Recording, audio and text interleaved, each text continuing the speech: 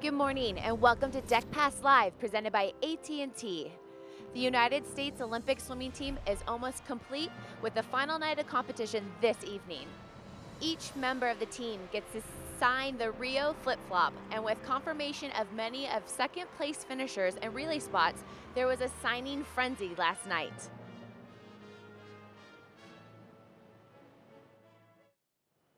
I'm Caitlin Sandino. Thanks for joining us on our last episode of Deck Pass Live. There are no prelims left to swim, just a pair of finals tonight. So let's get started with Carolyn Joyce for what we have to look forward to. So only two events, and they couldn't be more opposite. We have the men's 1500 and the women's 50 free. Let's take a look at the men's 1500.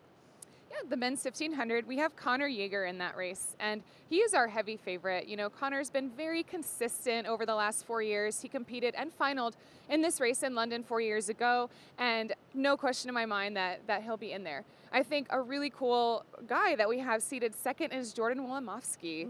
Jordan has already qualified in the open water race, and we've never had somebody simultaneously qualify in open water and pool racing ever before.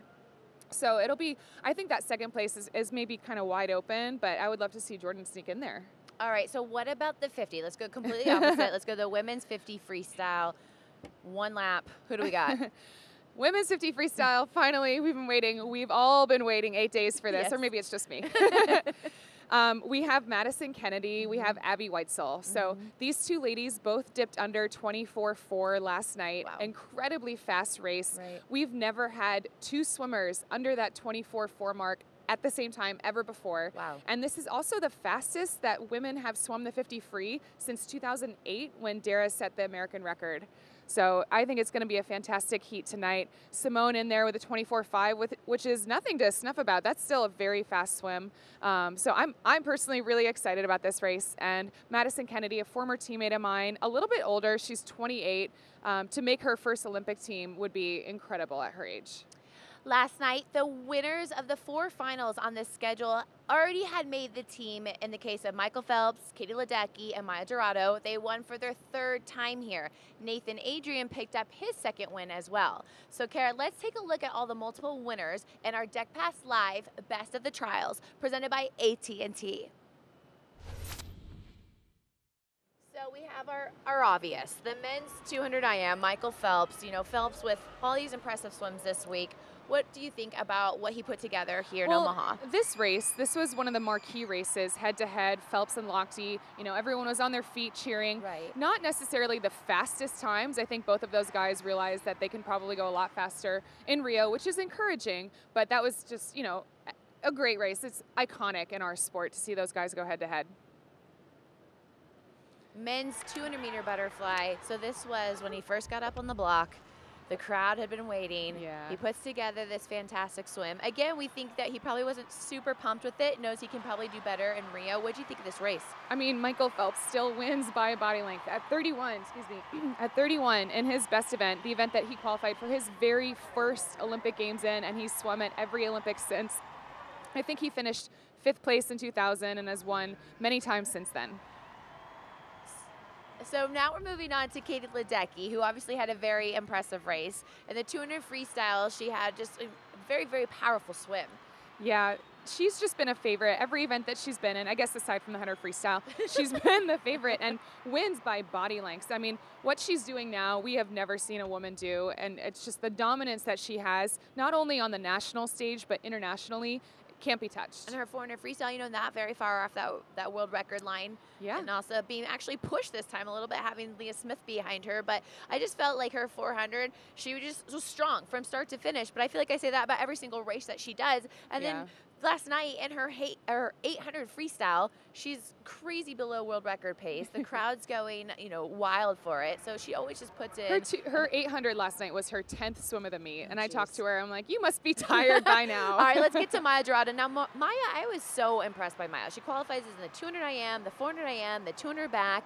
She was kind of, for me, like my surprise swimmer. I've been hearing about her a lot, but she comes up and she does these amazing swims, and she's qualifying in really challenging events as well. She is. You know, she was kind of an unknown going into this meet. Right. I mean, she had been swimming well leading up to it, but Sure. never done anything At like this this stage. at this stage. Right. Exactly. And look at pure dominance there. Absolutely no question that she's a medal contender in all 3 of the events that she won: 200 IM, 400 IM. Definitely. And then we saw her in this 200 backstroke.